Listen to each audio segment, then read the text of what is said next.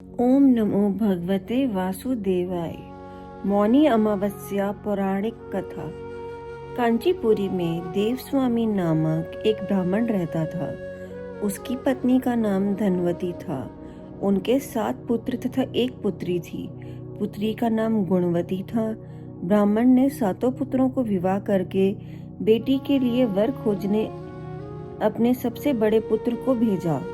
उसी दौरान किसी पंडित ने पुत्री की जन्म कुंडली देखी और बताया, सप्तपदी होते होते यह कन्या विधवा हो जाएगी। तब उस ब्राह्मण ने पंडित से पूछा, पुत्री के इस वैधव्य दोष का निवारण कैसे होगा?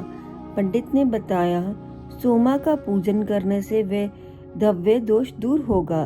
फिर सोमा का परिचय देते हुए उसने बताया, वह एक धोबिन है। उसका निवास स्थान सिहिल द्वीप है।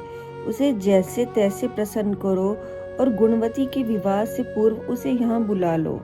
तब देव स्वामी का सबसे छोटा लड़का बहन को अपने साथ लेकर सिंघल द्वीप जाने के लिए सागर तट पर चला गया।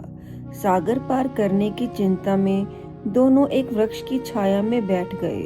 उस पेड़ के एक घोंसले में गिद्ध का परिवार रहता था। उस समय घोंसले में सिर्फ गिद्ध के बच्चे थे। गिद्ध के बच्चे भाई बहन के क्रियाकलापों को देख रहे थे। सायंकाल के समय उन बच्चों की माँ आई तो उन्होंने भोजन नहीं किया।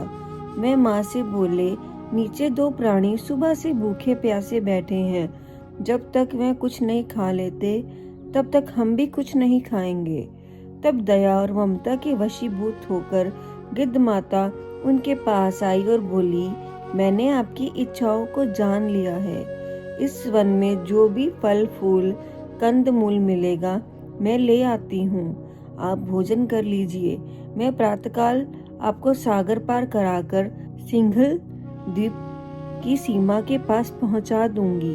और मैं दोनों भाई बहन माता की सहायता से सोमा के यहाँ जा पहुँचे। मैं नित्य प्रातः उठकर सोमा का घर झाड़कर लीप देते थे। एक दिन सोमा ने अपनी बहुओं से पूछा, हमारे घर कौन भुरारता है, कौन लीपा पोती करता है? सबने कहा, हमारे सिवाय और कौन बाहर से इस काम को करने आएगा? किंतु सोमा को उनकी बातों पर विश्वास नहीं हुआ। एक दिन उसने रहस्य जानना चाहा। मैं सारी रात जागी और सब कुछ प्रत्यक्ष देखकर जान गई। सोमा का उन भाई बहन से वार्तालाप हुआ। भाई ने सोमा को बहन संबंधी सारी बात बता दी। सोमा ने उनकी श्रम साधना देखकर तथा सेवा से प्रसन्न होकर उचित समय पर उनके घर पहुंचने का वचन देकर कन्या के वैधव्य दोष का निवारण करने का आश्वासन दे दिया। किंतु भाई ने उससे अपने साथ चलने का आग्रह किया। आग्रह करने पर सोमा उनके साथ चल दी।